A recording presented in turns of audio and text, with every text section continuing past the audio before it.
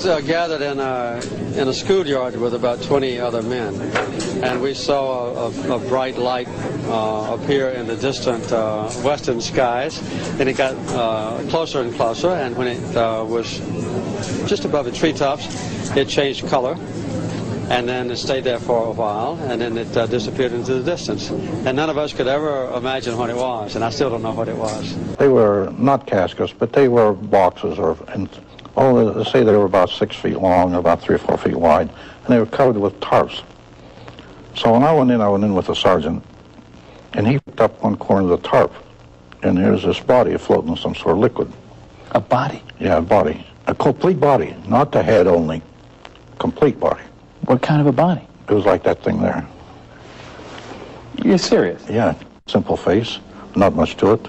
Little holes in the eyes. It looked different, and it was small. It was dead? Dead. It was thrown in some sort of liquid. Where did they go? I don't know. I never got into that. Corso says he never mentioned his close encounter with alien bodies when he was on General MacArthur's staff in the Korean War, or when he was military advisor to President Eisenhower, or even when he was a commander of a nuclear missile battalion in Germany during the Cold War. You commanded nuclear warheads? I had atomic warheads. You know, this was not trivial stuff. You're a colonel in the U.S. Army with access to the most secure secrets of the United States government. I had all the clearances above top secret. I had the satellite clearance, eyes only at the White House. I had the crypto clearances. I had all those clearances one time or other. And you believe in flying saucers? I have to believe it. I got a letter from 13-year-old Ryan from Belfast. Now, Ryan, if you're out in the crowd tonight, here's the answer to your question. No. As far as I know, an alien spacecraft did not crash in Roswell, New Mexico in 1947. And Ryan, if the United States Air Force did recover alien bodies, they didn't tell me about it either, and I want to know.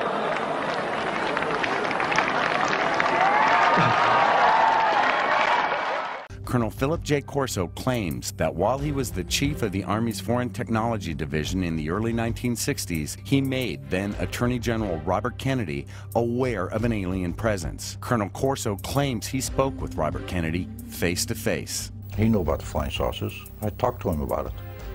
I used to meet him when he was Attorney General right in his office. They caused such panic that President Truman was forced to speak about them publicly. In a few short years, UFOs had reached the highest office in the land. Oh yes, we discussed it at every conference that we had with the military. There's always things like that going on. Flying saucers, and they've had other things, you know, if I'm not mistaken. Congressman Kucinich, I want to move to a different area because this is a serious question. The godmother of your daughter, Shirley MacLaine, writes in her new book that you cited a UFO over her home in Washington State, that you found the encounter extremely moving, that it was a triangular craft, silent and hovering, that if you felt a connection to your heart and heard directions in your mind. Now, did you see a UFO? I did, and